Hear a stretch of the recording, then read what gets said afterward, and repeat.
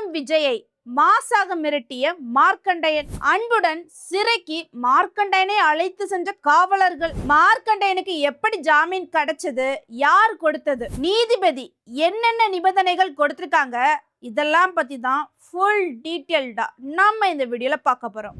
நான் ஜெசோனா. இந்த வீடியோக்குள்ள போறதுக்கு முன்னாடி இந்த வீடியோ பத்தின கருத்து ஏதாவது உங்களுக்கு இருந்துச்சுன்னா தாராளமா கமெண்ட்ல சொல்லுங்க. ஏன்னா உங்களுடைய கமெண்ட்டை பார்த்துட்டு தான் நாங்கள் நெக்ஸ்ட் வீடியோ இன்னும் பெஸ்ட்டாக இருக்கிறதுக்கு ரொம்பவே யூஸ்ஃபுல்லாக இருக்கும். வாங்க வீடியோக்குள்ள போய் பார்த்து தெரிஞ்சுக்கலாம். விளாத்திக்குளம் எம்எல்ஏ மார்க்கண்டையன் வந்து சிஎம் விஜயை குறித்து மிரட்டி அவதூறா பேசியிருந்தாங்க. அதனால விளாத்திக்குளம் எம்எல்ஏ மார்க்கண்டையனை கைது செஞ்சு வச்சிருந்தாங்க. இப்படி இருக்க சமயத்துல இன்னைக்கு வந்து சென்னை உயர்நீதிமன்றம் இவங்களுக்கு வந்து ஜாமீன் கொடுத்திருக்காங்க. என்ன பண்ணுனாங்க அப்படின்னு பாத்தீங்கன்னா, மார்க்கண்டையன் தரப்புல இருந்து சென்னை உயர்நீதிமன்றத்துக்கு 2 மனு போட்டாங்க. 1 இல்ல 2 மனு போட்டாங்க. அந்த மனுல என்ன குறிப்பிட்டிருந்தாங்க அப்படின்னு பாத்தீங்கன்னா, தன்னை சிறையில் அடைத்த ரிமாண்ட் உத்தரவை ரத்து செய்யுங்கள் அப்படிங்கிற மாதிரி மனுல இருந்திருக்குது. அடுத்தது ஜாமீன் கொடுங்க அப்படிங்கிற மாதிரியும் கேட்கப்பட்டிருக்கு. சரியா? அது மட்டும் இல்லாம இந்த மார்க்கண்டையன் தரப்புல இருந்து நீதிமன்றத்துல வாதாடினாங்க. யார் வாதாடினாங்க அப்படின்னு பாத்தீங்கன்னா, வழக்கறிஞர் பி வில்சன் அவர் தான் வாதாடினாரு. அவர் முக்கியமா என்ன சொல்லியிருந்தாரு அப்படின்னு பாத்தீங்கன்னா, போலீஸ் முறையான நோட்டீஸ் கொடுக்காம மார்க்கண்டையனை கைது பண்ணிட்டாங்க, சட்டவிரோதம் அப்படிங்கிற மாதிரி சில பாயிண்ட்களை எடுத்து வாதாடினாங்க. இப்படி இருக்க சமயத்துல இன்னைக்கு, அதாவது ஆகஸ்ட் 3 இன்னைக்கு காலையில சென்னை உயர்நீதிமன்றத்துல நீதிபதி ஜி.கே. இளந்திரையன் முன்புதான் இந்த விசாரணை நடந்துச்சு. சரியா? இந்த விசாரணையை கேட்டுக்கிட்ட இந்த நீதிபதி என்ன பண்ணாரு அப்படின்னு பாத்தீங்கன்னா, நீதிமன்றத்துல நிபந்தனை ஜாமீன் கொடுத்துட்டாங்க.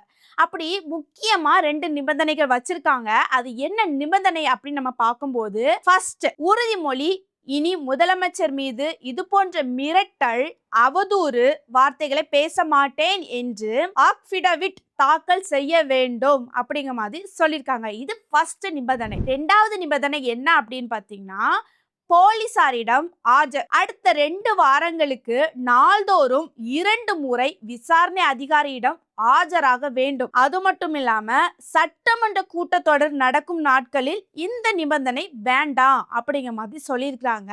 கண்டிப்பா இந்த 2 நிபந்தனையும் இவர் ஃபாலோ பண்ணி தான் ஆகணும், இந்த மார்க்கண்டையன் அப்படிங்கிற மாதிரி தான் சொல்லி ஆகணும். ஏன்னா நீதிபதியே சொல்லியிருக்காங்க. சரி, ஓகே, ஒரு வழியா எவ்வளவோ போராடி மார்க்கண்டையனுக்கு 2 நிபந்தனைகள் வச்சு ஜாமீன் கொடுத்துட்டாங்க. அப்படி என்னதான் பண்ணிட்டாங்க இந்த வழக்கோட பின்னணியை பத்தி பார்க்கும்போது, அதாவது ஜூலை 18ஆம் தேதி கோவில்பட்டியில வந்து ஒரு திமுக பொதுக்கூட்டம் வந்து நடந்துச்சு.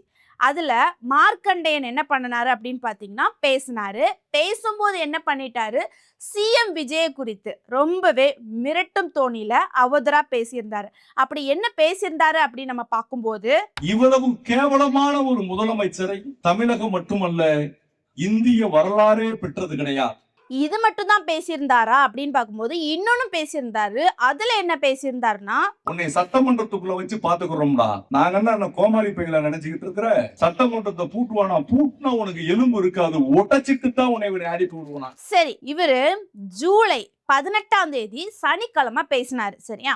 அதை பார்த்துக்கிட்டு டிவிகே பிரமுகர், அதாவது இவர் சனிக்கிழமை பேசியிருக்காரு, ஞாயிற்றுக்கிழமை 19ஆம் தேதி பி காசிராமன் தாவேகா நிர்வாகி, பாலசுப்ரமணியன் தாவேகா வடக்கு மாவட்ட செயலாளர், அவங்க என்ன பண்ணிட்டாங்க அப்படின்னு பார்த்தீங்கன்னா, தூத்துக்குடி மாவட்ட குற்றப்பிரிவு காவல்துறை அதிகாரி கிட்ட வந்து இந்த டீட்டெயில் எல்லாமே கொடுத்துக்கிட்டு, எங்க சிஎம் விஜய் அவர்களை இந்த மாதிரி அவதூறா பேசிட்டாங்க, மிரட்டும் தோணியில பேசியிருக்காங்க அப்படிங்கிற மாதிரி பல குற்றச்சாட்டுகள் வச்சு கம்ப்ளைண்ட் கொடுத்தாங்க. உடனே காவல்துறை அதிகாரிகள் என்ன பண்ணாங்கன்னா, இதை எஃப்ஐஆர் பதிவு பண்ணி டைரக்டா திங்கட்கிழமை ஜூலை 20ஆம் தேதி டைரக்டா யாருக்கு வீட்டுக்கு போறாங்கன்னா, மார்க்கண்டையன் விளாத்திக்குளம் எம்எல்ஏ வீட்டுக்கு போறாங்க.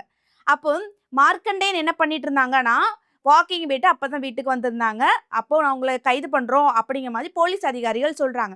எந்த போலீஸ் அதிகாரிகள்லாம் போனாங்க அப்படின்னு பாத்தீங்கன்னா, விளாத்திக்குளம் டிஎஸ்பி சுந்தரபாண்டியன், மாவட்ட குற்றப்பிரிவு டிஎஸ்பி கண்ணன், இவங்க எல்லாருமே போய் நாங்கள் உங்களை கைது பண்ணுறோம் அப்படிங்கிற மாதிரி சொல்லியிருந்தாங்க. அப்போவுமே இந்த மார்க்கண்டையன் என்ன பண்ணார் அப்படின்னு பார்த்தீங்கன்னா, ரொம்ப தெனாவட்டா பேசியிருந்தாரு. அதாவது ஸ்பீக்கர்கிட்ட நீங்கள் வந்து பர்மிஷன் வாங்கிக்கிட்டீங்களா, அப்படிங்கிற மாதிரி பேசியிருந்தாங்க. அதாவது ஸ்பீக்கர் அப்படின்னு சொல்லுவோம்ல, அது வந்து சபாநாயகர். அவங்கள்ட்ட பர்மிஷன் வாங்கிக்கிட்டீங்களா? அப்படிங்கிற மாதிரி தெனாவட்டா பேசினாங்க போலீஸ் அதிகாரிகிட்ட. சரியா? அதையும் தாண்டி போலீஸ் அதிகாரிகள் பேச்சுவார்த்தை நடத்தி என்ன பண்ணாங்க அப்படின்னு பார்த்தீங்கன்னா, இந்த மார்க்கண்டேயன கைது பண்ணி கூட்டிட்டு வராங்க.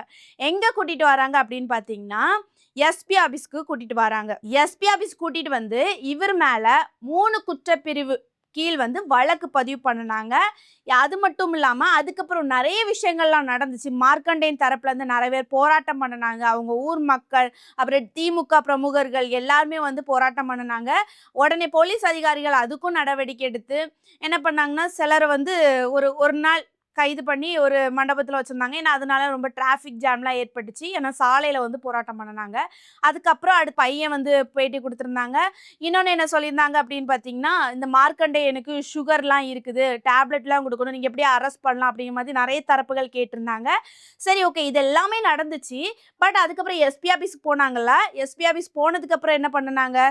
செக்கப் மருத்துவ பரிசோதனைக்காக கூட்டிட்டு போனாங்க. விசாரணை நடத்திட்டு மருத்துவ பரிசோதனைக்காக கூட்டிட்டு போனாங்க. அங்க போயி எல்லாமே ஃபுல் பாடி செக்கப் பண்ணி முடிச்ச பிறகு, இவரு நார்மல் தான், ஒண்ணும் இல்ல அப்படின்னு தெரிஞ்ச உடனே என்ன பண்ணாங்கன்னா, நீதிமன்றத்துல ஆஜர்படுத்துனாங்க. அதுக்கப்புறம் நீதிபதி சுமதி, முதல் குற்றவியல் நீதிமன்றம். இவர் ஆகஸ்ட் 3ஆம் தேதி வர அவங்க வந்து பாளையங்கோட்டம் மத்திய சிறையில இருக்கணும் அப்படிங்கிற மாதிரி உத்தரவிட்டுட்டாங்க. சரியா?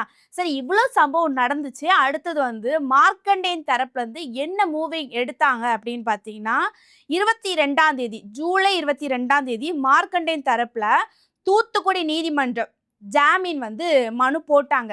தூத்துக்குடி நீதிமன்றத்துல. சரியா? அதுக்கு பிறகு நீதிபதி சுமதி வந்து ஜாமீன மறுத்துட்டாங்க. மறுத்துட்டு என்ன பண்ணாங்க அப்படின்னு பார்த்தீங்கன்னா, போலீஸ் காவல் கோரிய மனுவையும் மறுத்துட்டாங்க. அடுத்தது இவங்க 2வது எங்க போட்டாங்கன்னா, ஜூலை 30ஆம் தேதி மறுபடியும் தூத்துக்குடி மாவட்டம் முதன்மை நீதிமன்றத்துல என்ன பண்றாங்கன்னா, மனு போடுறாங்க. அப்போ நீதிபதி சுபாதேவி அத மீண்டும் விசாரிச்சு உங்களுக்கு ஜாமீன் வந்து தர முடியாது அப்படிங்கிற மாதிரி சொல்லிட்டாங்க. சரியா? அதுக்கப்புறம் என்ன பண்ணாங்க அப்படின்னு பார்த்தீங்கன்னா, இனி இத விட்டாச்சுன்னா வேலைக்கு ஆகாது. டைரக்ட்டா சென்னை உயர்நீதிமன்றத்துக்கு போயிருவோம்னு சொல்லிட்டு, சென்னை உயர்நீதிமன்றத்துல 2 மனு போட்டாங்க. 2 மனுலயுமே அவங்களுடைய பாயிண்ட்ட குறிப்பிட்டிருந்தாங்க. அது மட்டும் இல்லாம மார்க்கண்டேயன் தரப்புல இருந்து அ வழக்கறிஞர் வந்து வாதாடுனாங்க. நெறைய பாயிண்ட்டுகள்லாம் எடுத்து வச்சாங்க. இப்ப என்ன பண்ணாங்க அப்படின்னு பார்த்தீங்கன்னா, இன்னைக்கு ஆகஸ்ட் 3ஆம் தேதி காலையில மார்க்கண்டேயனுக்கு 2 நிபந்தனை வச்சு ஜி.கே. இளந்திரையன் நீதிபதி ஜி.கே. இளந்திரையன் என்ன பண்ணாரு அப்படின்னு பார்த்தீங்கன்னா, இந்த மார்க்கண்டேயனுக்கு ஜாமீன் கொடுத்துட்டாங்க. அதனால இந்த விளாத்திக்குளம் எம்எல்ஏ மார்க்கண்டேயன் வந்து இந்த 2 நிபந்தனையும் அவங்க ஃபாலோ பண்ணி தான் ஆகணும் அப்படிங்கிற மாதிரி சொல்லியிருக்காங்க. அது மட்டும் இல்லாம இவங்க வந்து என்ன பண்ணியிருக்காங்கன்னா, நீதிமன்றத்துல இருந்து இந்த மாதிரி இனி எங்கேயும் பேசக்கூடாது அப்படிங்கிற மாதிரி குறிப்பா சொல்லியிருக்காங்க. இனி நம்ம மார்க்கண்டேயன் வந்து பேசுவாங்களா, பேசலையா அப்படின்னு நம்ம பொறுத்து இருந்து தான் பார்க்கணும். ஒரு வழியா விளாத்திக்குளம் எம்எல்ஏ மார்க்கண்டேயனுக்கு ஜாமீன் கிடைத்துட்டு அப்படிங்கிற மாதிரி தான் சொல்லி ஆகணும். ஆகஸ்ட் 3 வரைக்குமே பாளையங்கோட்டை சிறையில வந்து இருந்தாங்க. எதிர்க்கட்சி தலைவரான உதயநிதி ஸ்டாலின் அவர்கள் கூட போய் பார்க்க போனாங்க. இது எல்லாமே நம்ம நடந்ததெல்லாம் வரிசையா நம்ம வீடியோல பார்த்துட்டு தான் வரோம் கன்டினியூவா. இப்போ ஒரு வழியா இவங்களுக்கு வந்து ஜாமீன் கிடைச்சிட்டு, இது குறித்து நீங்க என்ன நினைக்கிறீங்க? உங்களுடைய கருத்த கமெண்ட்ல சொல்லிட்டு போங்க. நெக்ஸ்ட் ஒரு இன்ட்ரெஸ்டான வீடியோல வந்து சந்திக்கிறேன். பாய்.